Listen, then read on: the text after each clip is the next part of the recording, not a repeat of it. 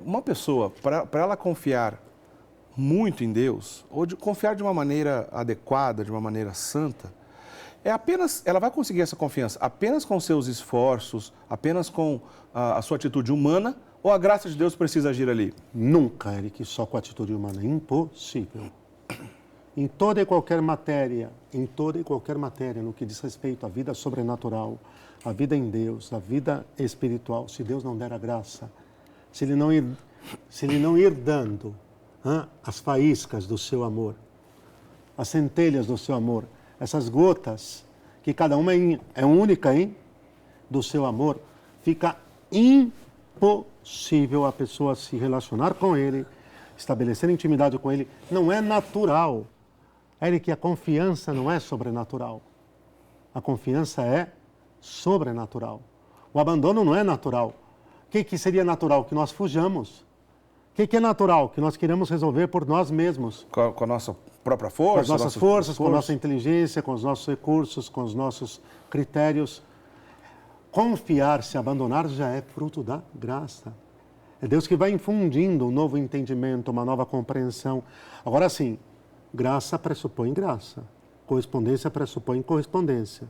Você recebe uma graça, responde, Deus vem com outra. Você recebe uma graça, não responde, Deus pode vir dar uma outra, mas em geral Ele aguarda.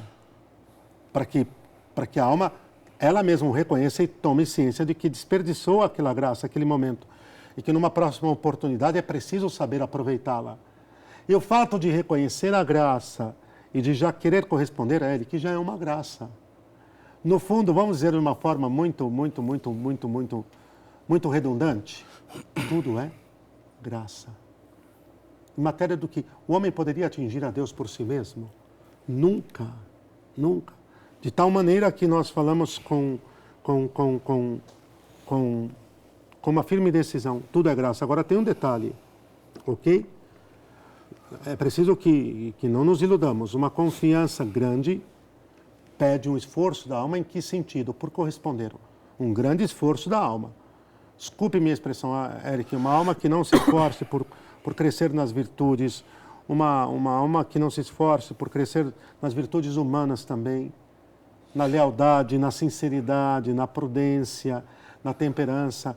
É uma alma que não vai se predispondo, ela não vai se tornando um cântaro vazio de vinagre, vazio de impurezas para receber a graça, a força e a vida de Deus. Então, aqui existe um equilíbrio aí entre se abrir a graça de Deus... Cooperação. E uma cooperação mútua do ser humano do ponto de vista racional. É preciso cooperar, sem dúvida. A pessoa tem que querer. Claro. Entendi. É mais ou menos uma coisa que fique bastante resolvida aqui entre nós e está no Salmo 22, 23. O Senhor prepara um banquete à tua presença. E diz, alimenta-te, regozija-te, rejubila-te, refestela-te neste banquete. E você vai e despreza, Eric. Ou você vai, antes de tomar aquele banquete, se entorpece de álcool e depois o trata todo aquele banquete preciosíssimo como se fosse uma lavagem de porcos. O que vai acontecer? É que, no fundo, a cooperação trata apenas em responder aquilo que Deus está dando. Então, Ele deu aquela graça, aconteceu aquilo para o qual Ele a enviou. Vamos falar para não ficar abstrato, né? Você pediu tanto uma cura. Dando um exemplo, uma cura. E é a cura de uma enfermidade que era resultado, dando um exemplo prático, do consumo do álcool. Teve um problema de saúde. Teve um problema de saúde derivada lá, o fígado ficou ruim. Você me pega e fala para o senhor, Eric, bem simples, Senhor, cura-me. Eu quero começar uma nova vida. Ele vai lá, e aqui a graça é um favor pontual, não é a graça em si mesmo, mas um favor pontual. A graça em si é mais do que uma cura, um favor pontual. A cura é um efeito aqui, como efeito da graça. Deus vai lá e te atende. 24 horas depois de você estar curado, você volta ao bar e volta a beber, Eric. exultantemente. Qual foi a sua resposta ao que Deus estava fazendo na sua vida? Não é possível dizer que não houve cura. Houve cura. Negativa. Houve cura. A sua resposta foi negativa. Houve cura. A sua resposta foi negativa. Então, o que acontece muitas vezes é que Deus começa a agir, começa a operar, começa a realizar. E no momento de você dar a sua resposta sendo fiel às graças que estão sendo recebidas, respondendo coerentemente. Dando um outro exemplo muito prático, Eric, é preciso trabalhar nessas coisas. Você está numa situação financeira apertadíssima. E surgiu uma necessidade. E você implorou a misericórdia de Deus. E Deus atuou ali, agiu e veio o socorro, a providência material. No instante seguinte, você vai lá e pega um determinado valor, você pega um determinado montante e você, o que me faz? Você vai e me gasta com aquilo que não deveria gastar. Concorda que você está fechando as torneiras da eternidade? Você está fechando as torneiras da providência divina para voltar a agir na tua vida? Essa imprudência, obviamente, é bem contrária do que a confiança. Pronto, repete essa expressão. A imprudência está sendo contrária à confiança. Pronto, né? Essa imprudência. Então, a cooperação aqui trataria-se do quê? Da prudência. Eu estou fazendo minha parte, eu estou cooperando, eu estou sendo justo, quer dizer, é mais ou menos aquilo que eu vou lá e roubo a minha empresa, Eric. E aí, com essa minha empresa, eu vou lá e monto um negócio. E com esse valor que eu roubei e que eu preparei, que eu montei esse negócio, eu pego e simplesmente peço ao Senhor que me abençoe.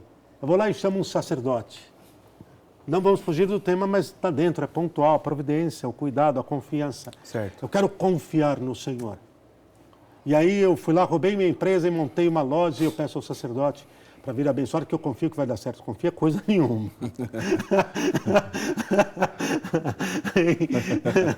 Tenha a certeza absoluta que, para a glória de Deus, esse negócio não há de prosperar. Está claro? Né? Está claro? Está entendido. Agora, claro que quando eu caminho em Deus, eu sei que eu não serei desapontado, Eric. Quando eu caminho... Por isso que é preciso dizer, no fundo, qual que é o denominador, Eric? Caminha na justiça, caminha na santidade, caminha no Senhor. Padre, mas o senhor acabou de falar no início do programa que Dimas... Opa, pera lá. Naquele momento, naquele exato momento, era uma guinada. Ele estava dizendo a Deus, misericórdia, me levanta. Quer dizer, ele deu o que tinha no finalzinho da vida. Pronto. E se não tivesse morrido ali... podemos esperar que teria dado um belo discípulo, não é, Eric? Um belo discípulo, pela graça de Deus. Cremos que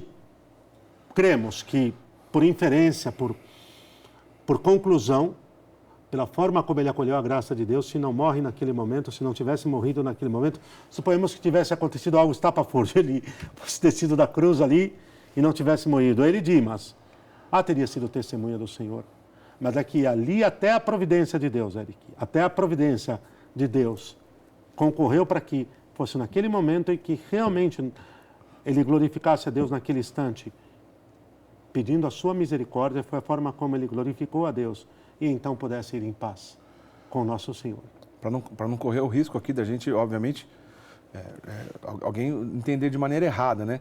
Podemos adiar a confiança em Deus. Uma hora eu passo a confiar em Deus. Não. Nós não sabemos do futuro, não sabemos como é que vai ser a nossa vida. Hoje eu posso confiar em Deus. Hoje eu devo confiar em Deus, em qualquer âmbito. Seja no âmbito material, porque, Eric, Deus provê. Deus cuida dos seus. Olha, eu quero até dizer uma palavra para os que estão nos acompanhando em casa e estão passando por dificuldades. Não se desespere, não se abata e não vá atrás de respostas mágicas. Em nenhum sentido. Sabe o que eu sinto, e é muito doloroso, Eric, é muito doloroso? Que católicos, às vezes de sacramentos, mas que tiveram um momento de dificuldade, correm atrás de uma solução mágica e abandonam a fé. E aí entra uma série de coisas, superstição e tudo mais, é disso que você está falando? Seitas protestantes, vão atrás da bruxaria das seitas protestantes, né? Vão atrás do magicismo das seitas protestantes, das falsas promessas das seitas protestantes, e assim por diante. Então, como o senhor nos orientaria e de repente, direcionando aos nossos amigos que estão vivendo isso, que estão nos assistindo, Qual é a maneira correta de se posicionar diante da providência de Deus? Porque alguém pode estar pensando assim, olha, mas eu não sei se eu sou digno dessa providência de Deus, porque parece que tem tanta gente que tem muita coisa e eu não tenho nada. Né? Alguém pode se sentir injustiçado, pode se vitimizar, que é uma coisa grave. Estupenda. Né? Então, como que a gente deve se posicionar diante dessa providência? Eric, a primeira coisa é um ato de fé. Creio, Senhor. Creio em Tua promessa, creio em Tua palavra e nada que eu venha sofrer, com a Tua graça, não por mim, com a Tua graça, peço-te a Tua graça para que nada que venha sofrer me demova da confiança e do abandono em Ti. Depois aquilo que, firmíssima convicção no Senhor. Não me abalo, não perco a minha paz. Eric, caminho junto ao Senhor, caminho na vida de oração, caminho na vida de sacramentos e vou esperando nele. E o tempo é dele, a graça é dele, e a sabedoria é dele. Então, como fazer? Manter-se firme, convicto, continua, avança, persevera. Mas passou um dia, ponto, passaram 7 dias, vai em frente, 30 dias, não desanima. Mas, padre, eu estou há 5 anos, já aconteceu de eu ouvir uma pessoa, padre, há 10 anos eu venho rezando nessa intenção e não acontece. E continua rezando? Continua. Deus seja louvado. Porque aqui há 2 opções. Primeiro, ou Deus está tardando para fortalecer a tua fé, a tua piedade, a tua confiança, ou é o tempo de discernir se o que você pede está de acordo com a... Mas é a cura e a libertação de um esposo da doença do alcoolismo, do vício do alcoolismo. Um caso bem concreto, né? Certo. Né? Bem concreto. Muito comum, né? 10 anos. Mas é a libertação do meu esposo, então persevera. Porque enquanto teu esposo não está sendo liberto, você já imaginou o bem que a tua oração e a tua penitência vem fazendo ao corpo místico de Cristo, que é a igreja? Imaginou o caudal de graças, o caudal de graças, de beneplácitos do Senhor que vem através da tua oração e que estão atingindo outras vidas? Espera lá. Talvez o teu esposo não foi liberto ainda, mas você já imaginou quantas outras libertações e curas que aconteceram por causa da tua oração? Porque tem aqui, Eric, nós somos parte de um corpo e é preciso que haja muita clareza aqui. Às vezes, naquele momento, porque é prioridade de Deus, e não é que Ele não quer lhe atender, não é que Ele não quer lhe atender, é que Deus é Deus e tem uma ciência que nós não alcançaremos nunca. É que, naquele momento, como está conduzindo a coisa, está produzindo o bem maior, que a tua própria santificação, a tua conversão pessoal, tem lhe levado a uma grande intimidade com Ele e o bem que tem feito, a tua perseverança, esse corpo místico de Cristo que a igreja não se pode contar. E não se atribule, não. Eu já ouvi isso muitas vezes, Eric, como sacerdote, padre, eu rezo tanto, eu venho à Santa Missa, eu faço penitência. Estou cansado. Mas o meu vizinho, que é adúltero, que é sem vergonha, que trai a esposa, ele está num vidão. Falei, opa, calma lá. O que você chama de vidão? A primeira pergunta que eu faço é isso. O que você chama de vida? Se você fala que você não tem nem para suas necessidades vitais e ele está desperdiçando, é outra matéria. Por que você não tem nem para suas necessidades vitais e ele está vivendo na opulência? Ponto. Olha aqui, porque pode ser que você não ter nem para suas necessidades vitais. É uma grande escola de santidade, de abandono para você e para tantos outros. Enquanto o epulão lá, que está refestelando, que está festejando e que está rindo da tua pobreza, ele não sabe a miséria, a desgraça e o vazio no qual ele está vivendo, plantando sobre nada, e que depois sabe o que vai colher? Tem noção do que ele vai colher depois? Tenha compaixão.